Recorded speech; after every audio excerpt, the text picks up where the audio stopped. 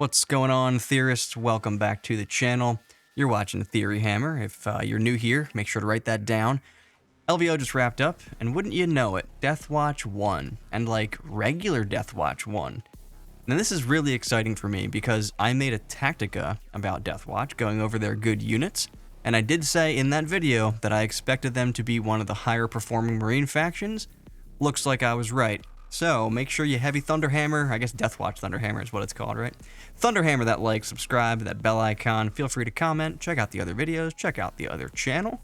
Now really quick, I do want to mention that my release schedule will be changing for a little while. Instead of doing 2 videos a week, I'm going to do 1, and I'm slowing this down so that I can have a little bit more time to experiment with my editing program and to just get overall better at making the videos. But I do expect to ramp that back up, back to 2 videos a week, maybe more, once I get everything down.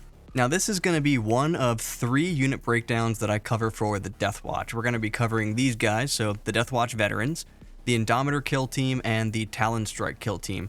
I might cover the Spectre's kill team, but maybe not. I haven't decided at the time of filming. Now it was so nice to see Deathwatch win LVO and to just see them in action, because as soon as I read that new index and the new units, I was like, yeah, this seems dumb. And the winning list was built pretty closely to how I would have built it. Not exactly, there's some units that I definitely wouldn't have taken, but at the end of the day, it's not like you have a whole lot of options, right? You got like 7 different options here. So if you're just building from this index, you really don't have that much to work with, but I definitely would have had a Terminator squad, maybe 2, but probably just 1. At least one of those Deathwatch veteran kill teams that we're going to talk about today. Definitely Indomitors, definitely the Talon Strike. They're all pretty good. But before we get into really, discussing this unit and what it does, how it does it, let's take a look at the detachment rule first.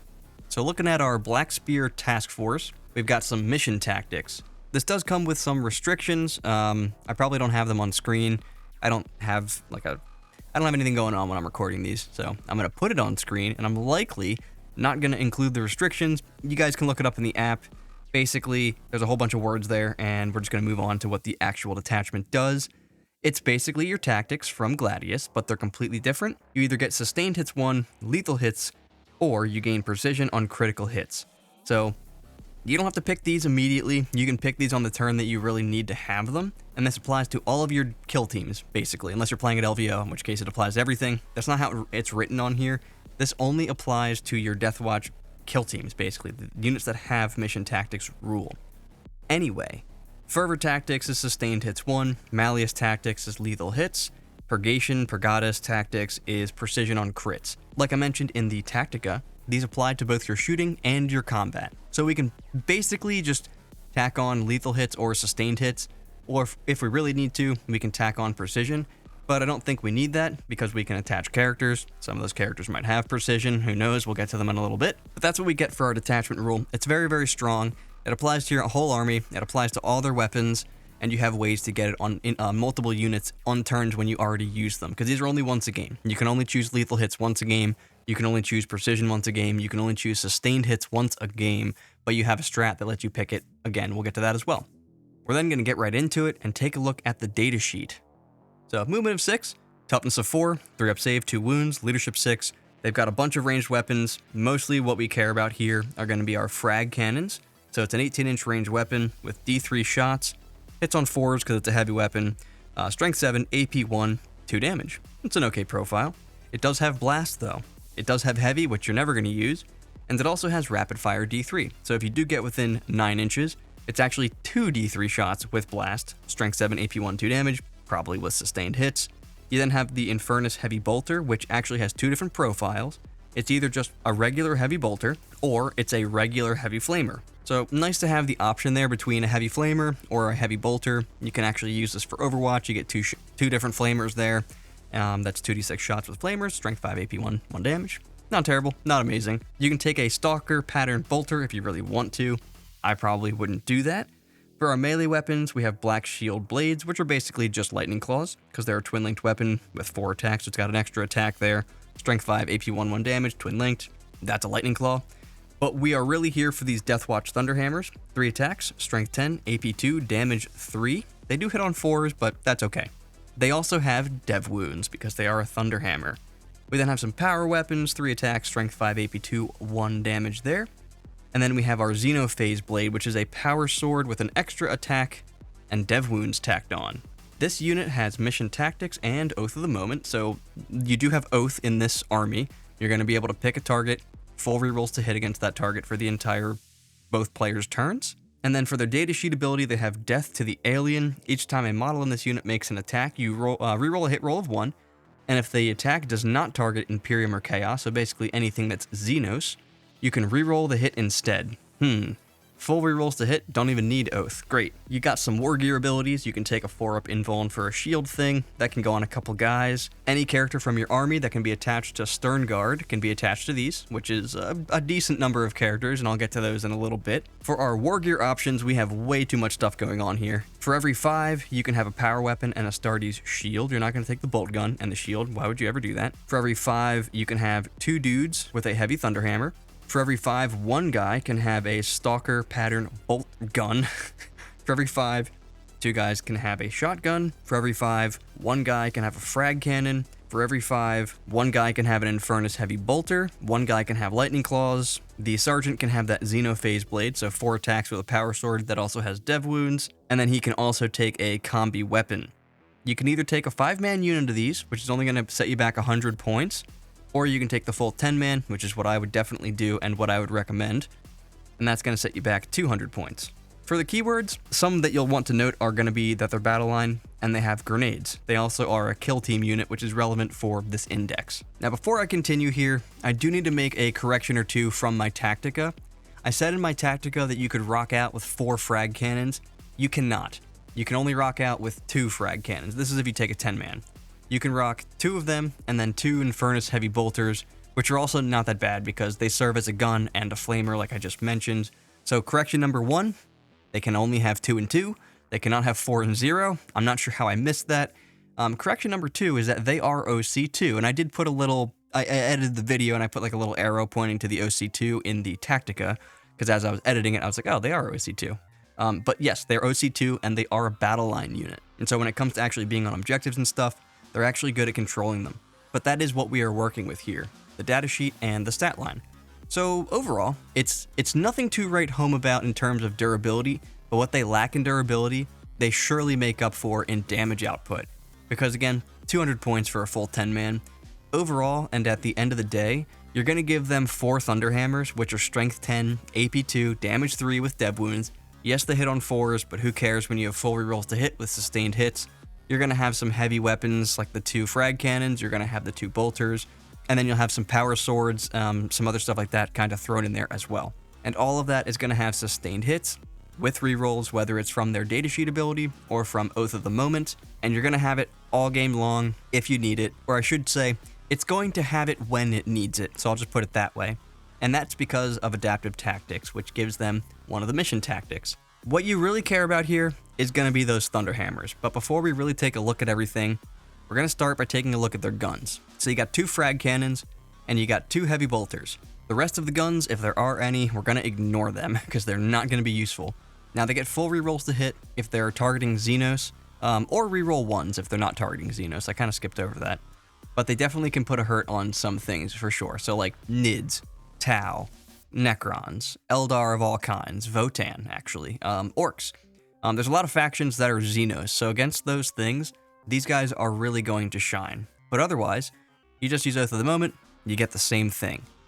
Now, their ideal target is going to be light to medium infantry with their guns, and heavy infantry to tanks with their combat. And since they are Deathwatch, they're going to like either Dragonfire or Kraken rounds. With Kraken rounds, their frag cannons become AP2 with an extra 6-inch range, which means that they're going to be rapid firing within 12 inches, and if they shoot a 5-man unit, it's going to be an average of 9 shots. That's also going to be 9 hits because of full rerolls with sustained. It's going to be about 6 wounds. That'll take out, 3 Marines or so right there. And that's assuming that they are in cover, which is going to give them a 4-up save. So you get about half of them through. You wipe out 3 Marines there. We then have the heavy bolters. That's another 5 hits, 3 wounds, another 1 or 2 Marines dead. If the frag shoots at like a guard unit or something that's like a big 20-man, it's going to average about 15 shots because of those blasts. And then with that sustained hits, that's 15 hits. It's about 12.5 wounds, which is, 12 or 13 wounds. that's going to wipe half the unit or so. They're only going to be getting a 6-up save if they're in cover. And in that case, you might actually want to use the Flamer profile from the Heavy Bolter, because that's going to be 7 more shots on average that auto hit, and they're AP 2. So that's, 5 or so more models from that unit that are just gone. If we're talking about something like a Necron unit, so a big unit still, but also higher toughness, 4-up save, that's still about 12 gone. And so all of that is assuming that we use the Kraken rounds on them, but if we do want to use the Dragonfire rounds, you get a little bit less use out of this because it's basically the same thing, but it gives you Ignores Cover. It's not very useful on the Flamers when the Flamers already have Ignores Cover, but it does have the added benefit of giving you Assault, which is useful, but we do have some characters that we can attach where we don't really need the Assault. Plus, we want to be charging with this unit. I mean, we got 12 attacks with Thunder Hammers that are 3 damage, so we're going to be wanting to get into combat if at all possible. So Dragonfire rounds are an option. You do get a little bit of extra AP in the form of Ignores Cover there, if you really, really need it. Again, it's just not going to work on your Flamers or anything like that. You then could, if you really wanted to, put Hellfire rounds on them. So this is going to give them anti-infantry 2+, against most targets, and I talked about this, I think, a little bit in the Tactica, or maybe it was in a different video, I can't remember, I have a terrible memory. Having anti-infantry 2+, it's good until you remember that you're not getting +1 AP, and so it ends up averaging out to about the same amount of damage on just about every target. But hey, I mean, that's 3 different ways to make one of these units better at shooting, because their shooting really isn't anything crazy, but when you have +1 AP, +6-inch range, starts becoming a lot more interesting. When you have anti-infantry 2+, it starts becoming a lot more interesting. But let's now go over their combat, because let's be honest, that's what we're all really here for. Those 4 Thunderhammers are going to total 12 attacks. Those 12 attacks are going to get, they're going to hit on force, and so you're going to get 6 hits on the first batch. That's actually 2 sustained hits, and I think I said 1 in the Tactica because I was just doing it off the top of my head. That's going to be 2 sustained hits, and so in total, we start out by having 8 hits. Well, we then get to reroll 6 of them, which gives us another 3, plus an additional sustained, which totals us out to 12. So we should average 2 dev wounds there, which is 6 damage on anything, or, 2 dead Terminators or something like that right off the bat. If we're hitting something like a Land Raider, we're surprisingly not doing all that much to it. We're only doing about 9 damage, and of course, that is a super hard target though. But if we're hitting something like a Terminator squad, we're looking at about 4 to 6 destroyed models, depending on whether or not they use AOC. And if we have a character attached, we can definitely get a few more out of there, and we can basically just totally neuter that unit. And thankfully, this unit, they're basically Stern Guard when it comes to character attachment, and so we have a lot of characters that we can attach to this unit. So those characters are I'm just gonna list them all. You got an Ancient, you got a Captain, you got the Apothecary, the Chaplain, the Judiciar, the Librarian, a regular Lieutenant, you got Titus, and then you have the Watchmaster and Artemis. So it is actually a lot of characters that you can attach to this unit. But you can forget about Artemis, forget the Ancient, the Apothecary, the Librarian, forget Titus. With the others that are left, we then have the Captain, the Chaplain, the Judiciar, the Lieutenant, and the Watchmaster. So let's first take a look at that Chaplain, because he gives the entire unit that he's with +1 to wound. Now, when you smack that Land Raider, you're looking at about 12 wounds to the Land Raider instead of 9. Your other models in the unit might put another wound or 2 on it, so that's pretty damn close to taking it out. But that's about where the Chaplain's fun ends. He's cool, he adds a little bit of extra damage output. He himself will do a little bit of extra damage, but it's just nothing crazy. But I figured I would at least mention him because of that +1 to wound. That's nothing to completely ignore. What you may want to do instead, though, is take a Captain. And if you're taking a Captain, you might as well just say fuck it, right? And take the Lieutenant as well. Just go balls deep, If you do that, your Captain is going to go buck wild for 1 turn and have 8 attacks with dev wounds. The Lieutenant is going to give the entire unit lethal hits, and that's going to be in addition to you giving the unit sustained hits, or just having it from this is the turn that everything in my army gets, the fervor tactics. And that's going to apply to the shooting and the combat. So you're going to get lethals on your shooting, you're going to get lethals on your combat. It's kind of whatever on your shooting, you'll do a little bit more damage. In combat, you also do about the same amount of damage if you swap those potential dev wounds for just lethal hits. Your Captain in the unit, though, he's also going to gain lethal hits. He's also going to gain sustained hits. So that's going to be some extra dev wounds and some extra armor saves on the target. Now, what you can do is you can take the Thief of Secrets. That means that he's going to be getting all of those at strength 9, AP 3, and then damage 3. 7 hits at damage 3, AP 3. That alone will do like 7 more wounds to a Land Raider, which would probably be enough to take it out at that point if you're doing 9 normally. Plus, well, I guess, yeah, you average about the same with lethals and sustained, but losing some of the dev wound potential. So call it 9 wounds on the Land Raider. He puts another 7 on it. 7 plus 9 is 16. Land Raider only has 16 wounds, and that's going to be enough to take it out. So as long as you have at least the 4 Thunderhammers, the Lieutenant, and the Captain, you can take out a Land Raider in combat, in one round of combat, which is hard to do with most things. Usually you need like Angron or like Sword Brethren. You need like big fuck units in order to take out a Land Raider in one round of combat. Usually you need character attachments to do that. This is no exception, but hey, I mean, you got 4 models left, the Captain, the Lieutenant, that's a dead Land Raider, sir. There are some other characters that we can attach here, though. And so you might just want to attach a Watchmaster, because he himself is not all that interesting, which is why I didn't really talk about him in the Tactica. He just by himself isn't very interesting. When he's with a unit, though, specifically this unit, he is a lot more interesting. I should have mentioned him at least a little bit more, because he does give the unit advance and shoot and charge, and fall back and shoot and charge. And that, combined with this unit, is really nice to have. It's really nice to be able to just fly up 12 inches, possibly 12 inches, and then be able to charge in with those Thunderhammers. And that's after you give them Kraken rounds to like wipe a unit along the way, wipe a unit or two along the way, depending on what they are. Now, this is something I didn't realize initially. Someone actually told me this recently, which is that the Watchmaster's discount CP ability is different than a Captain's. And so you can use both of them in the same turn. That's real spicy. But I do think the Watchmaster is a bit overcosted by maybe about 10 points. You know, whatever. But if you give him the Thief of Secrets, he's now strength 7, he's AP 3, he's 1 plus D3 damage. So that becomes, and he has Lance built in, so he can actually be putting some hurt on things.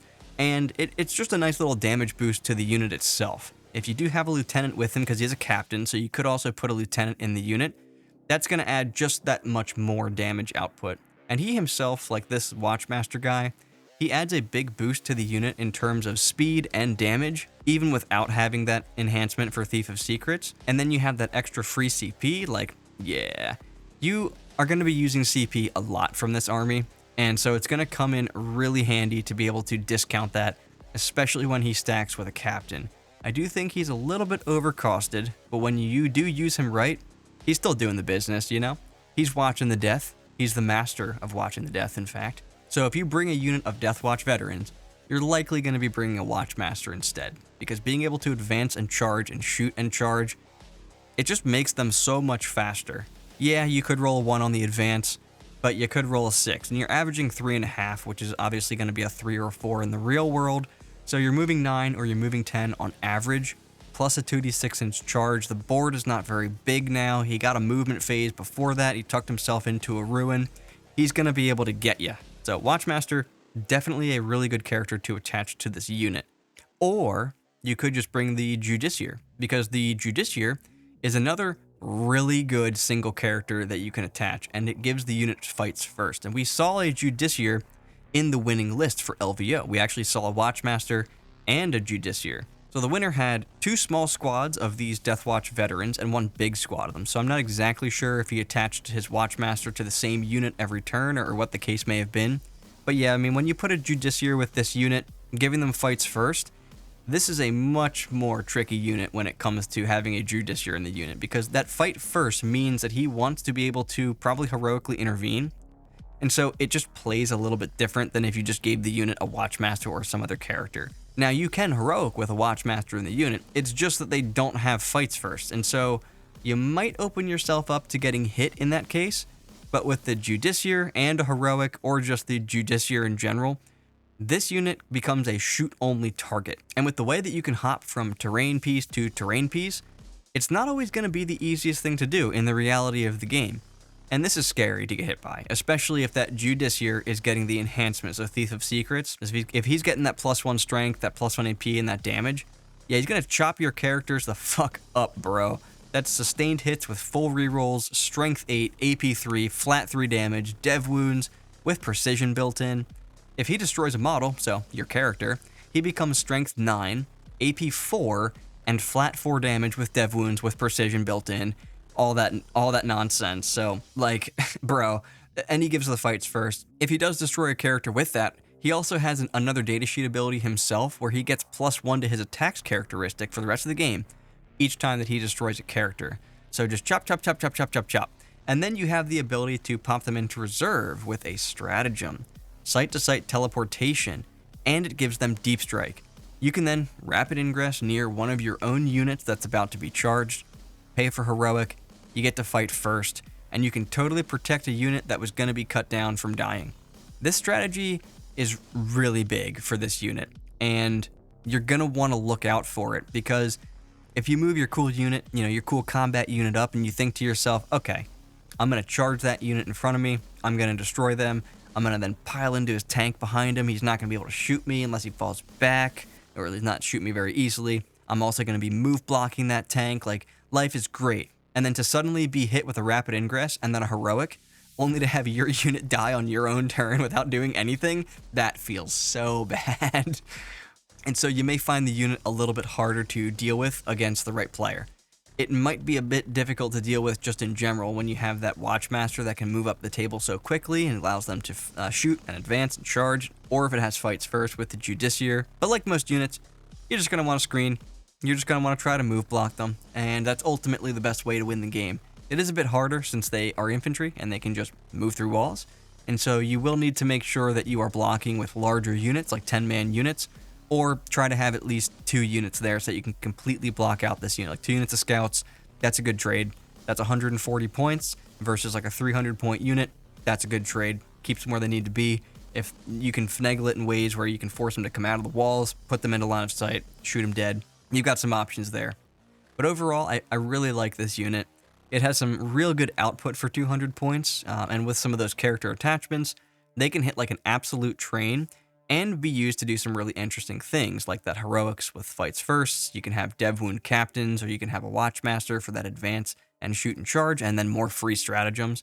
And speaking of free shit, let's go over a couple of other strats that you can use on them, besides like adaptive tactics and heroic intervention, and then your different Deathwatch ammunition.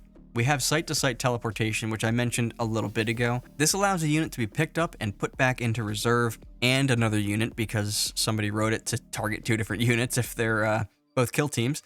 Oh, and they gain deep strike. So I'm not sure who thought, I don't know how this got past playtesting, but honestly, it's probably not that OP. But yeah, so you go first, you at the end of your opponent's first turn, you pull them off the board, and then you just deep strike them wherever you want. Or you go second, you pull them up after your opponent's first turn, and then rapid ingress them during your opponent's second turn for free, or maybe extra for free if you're using something like the Beacon and Jealous. This allows you to take a unit, it gives them deep strike, it allows them to rapid ingress for free, combine this with sight-to-sight teleportation, and now you've got a really annoying ass unit that's really hard to deal with. And you just get so many free strats in this index, it's hilarious. Like, without even doubling up on the Watchmaster or the Captain, but like, imagine that, right? Rapid ingress this unit somewhere safe, for free, advance and shoot, and then charge, Thunderhammer galore, like, that sounds pretty good to me. And then you have some other things you can do with them, like we saw from the LVO list, which is to have rhinos or have other transports to make sure they can get where they need to go in a more traditional way, because when you're deep striking stuff around, you're not always going to be able to land in positions that are good. If your opponent is good at screening, if they just have an army like Derek Apesh's army, he just has a ton of cultists, they just take up space, he's going to be pushing you back into your deployment zone with those rapid ingresses and with those deep strikes, and that's just not where you want to be, especially later on in the game. So transports are a good way to just get them up the table, get them out behind terrain, and then charge the next turn, or just have the transports behind the terrain themselves and just get them out the next turn and then charge. And I love transports. I should make a video on how to use transports, or at least how I use the transports, because there's some tricks you can do with them with using walls and such. They're a little bit risky sometimes because people can wrap them, they explode and guys inside can take damage and all that kind of stuff, but there's ways where you can prevent people from being able to entirely wrap your transport. And so that involves like putting gaps between the transport and walls, but not enough where guys can actually slip through. And so now you have a space where your guys can actually safely get out.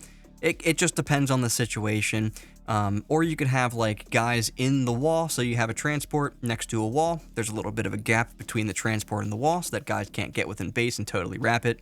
On the other side of that wall, you have your own unit that's 1.1 inches away from the wall, and you literally cannot stop the unit from getting out at that point. You know, assuming it's a smaller unit. A 10-man, that's going to be a little bit rough, but a 5-man, that can be one way where you can mitigate some stuff like that.